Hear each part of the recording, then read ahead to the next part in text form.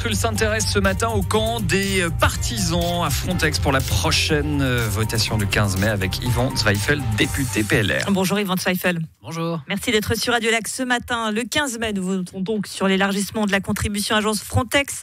On va rappeler que c'est cette agence qui est sur les protections frontières extérieures de l'espace Schengen. Pour la Suisse, concrètement, ça signifierait jusqu'à 40 personnes envoyées pour la réserve d'agents et jusqu'à 61 millions de francs par année. Des gardes frontières dont le comportement est dénoncé. La Suisse, Genève, garante des droits de l'homme, peut-elle donner ainsi un blanc-seing à ce comportement en augmentant sa participation ? Alors, rappelez d'abord que, vous l'avez fait, que c'est relatif à l'espace Schengen. L'idée étant de dire que les pays qui sont membres de l'espace Schengen ne font plus de contrôle entre eux. Lorsque vous allez en vacances en Espagne, par exemple, et que vous passez la frontière française puis espagnole, il n'y a plus de contrôle. Et que ces contrôles se font en bordure de cet espace Schengen. La Suisse, qui est au milieu de celui-ci, doit logiquement participer, évidemment, à ces contrôles. Et puis, par rapport aux critiques qui sont faites ici, pour moi, elles sont nulles et non avenues. D'abord parce que l'Union européenne a diligenté une enquête interne, pas plus tard que l'année passée, en 2021, pour vérifier effectivement les allégations, qui sont graves. Évidemment, il ne faut pas les. Il y a quand même le directeur de l'agence qui a démissionné il y a peu de temps. Je reviens là-dessus. Mais l'enquête qui a été diligentée, c'était pour vérifier ces allégations. Et cette enquête, elle dit qu'il n'y a pas les fameux éléments de pushback ou autres qui ont pu être dénoncés ici et là. La démission, elle est d'abord due à autre chose, et vous le savez, vous l'avez lu certainement dans les quotidiens français, à un petit jeu de pouvoir au sein de l'Union européenne. Frontex, qui est l'agence dont on parle aujourd'hui, elle a un conseil d'administration qui est composé aujourd'hui des ministres de l'Intérieur des différents pays membres de l'espace Schengen. Quand le Parlement de l'UE bloque le budget de Frontex, ça veut quand même un signe pour dire on n'est pas satisfait de comment fonctionne cette agence, le Parlement de l'Union européenne. Oui, mais je veux revenir sur l'explication que j'étais en train de donner. Il y a ce jeu de pouvoir, je l'expliquais, c'est que vous avez un conseil d'administration composé des ministres de l'Intérieur de l'Union européenne, et puis vous avez la Commission européenne et le Parlement européen qui aimeraient bien reprendre un petit peu la main sur la gestion de cette agence Frontex. Et là, il y a l'utilisation, en fait, je vais dire un prétexte, c'est peut-être un petit peu gros, mais ce prétexte qui est sur la table pour dire, OK, on va profiter de cela pour faire un petit peu le ménage. Et je crois que le directeur actuel, qui est français pour rappel, et vous le savez aussi dans l'Union européenne, vous avez toujours ce petit jeu de chaque pays doit placer des ressortissants de leur propre pays à la tête d'agences ou d'organisations de l'Union européenne. Et c'est un petit peu malheureux. Mais là, le résultat de l'enquête qui a été menée par cette Union européenne, il dit clairement qu'il n'y a pas les infractions, notamment aux droits de l'homme, qui ont été dénoncées par les organisations.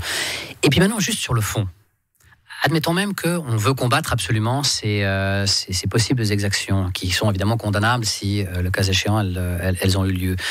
Est-ce qu'il vaut mieux pas rester dans l'organisation, avoir justement renforcer les montants? Vous l'avez dit, on passe de 24 millions aujourd'hui à 61 millions, et notamment on rajoute 40 contrôleurs supplémentaires qui vont aller sur le terrain, notamment pour vérifier qu'il n'y a pas d'atteinte aux droits de l'homme. Donc est-ce qu'il ne vaut pas mieux participer à cela, avoir des gardes frontières issus de la Suisse? Deux représentants au conseil d'administration de Frontex, c'est un peu léger pour faire le point. Non, justement, sortons du conseil d'administration. On parle des contrôleurs qui sont sur le terrain. Cette augmentation des fonds de la Suisse va permettre d'avoir des gens qui viennent de Suisse, qui vont sur le terrain et qui vont aller vérifier ce qui se passe. Est-ce qu'il vaut mieux être à l'intérieur, s'assurer qu'il n'y a pas de problème, et s'il y a un problème, le dénoncer, le changer, ou en sortir? Et en sortir, ça veut dire que si problème il y a, ils vont continuer à avoir lieu. Et puis ceux qui se battent pour ça, ils auront une pureté virginale qui leur permettra de dire que la Suisse ne fait pas partie on n'a pas participé à ces exactions, mais elle n'aura surtout rien fait pour les changer. Si vraiment ça a lieu, alors il faut rester à l'intérieur, il faut participer, il faut taper du poing sur la table et il faut modifier les choses. C'est pas très connu pour taper du poing sur la table dans les négociations, c'est pas très suisse. Mais justement, si vous rajoutez de 24 à 61 millions, 40 gardes frontières de réserve supplémentaires... C'est vraiment que la Suisse, même en donnant cet argent supplémentaire, dirait « ça suffit ». Alors, ce qui est sûr, c'est qu'elle ne les donne pas, elle ne va rien dire. Elle va dire au revoir. Alors, il vaut mieux dire ça suffit de manière petite, et puis pardon, excusez-moi, plutôt que de dire au revoir, je ne fais plus rien. Ça, c'est lâche. C'est particulièrement lâche. Donc, si ces gens-là ont vraiment le souci de personnes qui seraient victimes d'exactions de la part de gardes frontières, alors il faut rester à l'intérieur, il faut aller voir sur place, il faut dénoncer et puis il faut changer. Mais il ne faut pas juste s'en aller, ça c'est lâche. La grande crainte, si on ne paye pas cette augmentation et si on ne fournit pas ces agents supplémentaires, c'est une sortie de Frontex, voire de l'espace Schengen, c'est le grand argument qui nous est donné. À votre place hier, le Conseil national vert, Nicolas Velder, nous répondait à cette question. Et lui, clairement, il n'y croit pas, on l'écoute. L'Europe n'a aucun intérêt à ce que la Suisse en sorte.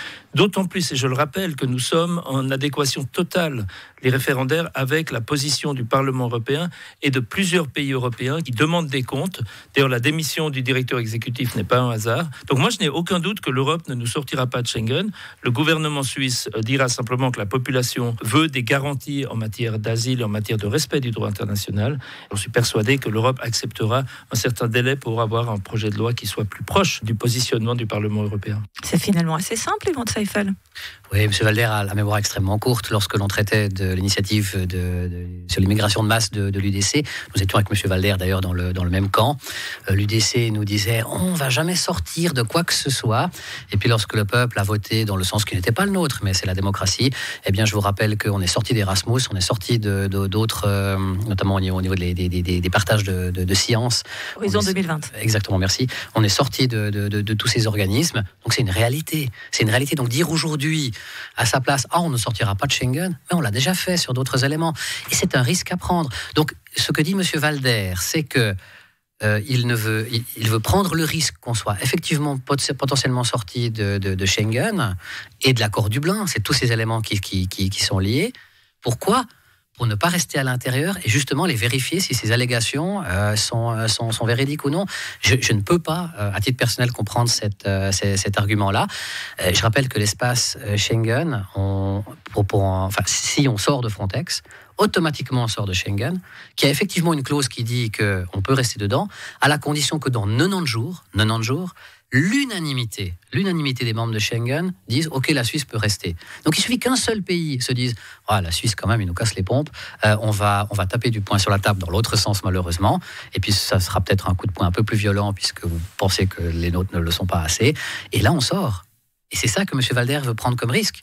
C'est incompréhensible. La crainte d'Yvan Zweifel, député PLR, et puis réponse donc sur l'élargissement ou pas de la contribution suisse à l'agence Frontex le 15 mai prochain. Merci à vous d'avoir été sur Radio Lac ce matin. Merci.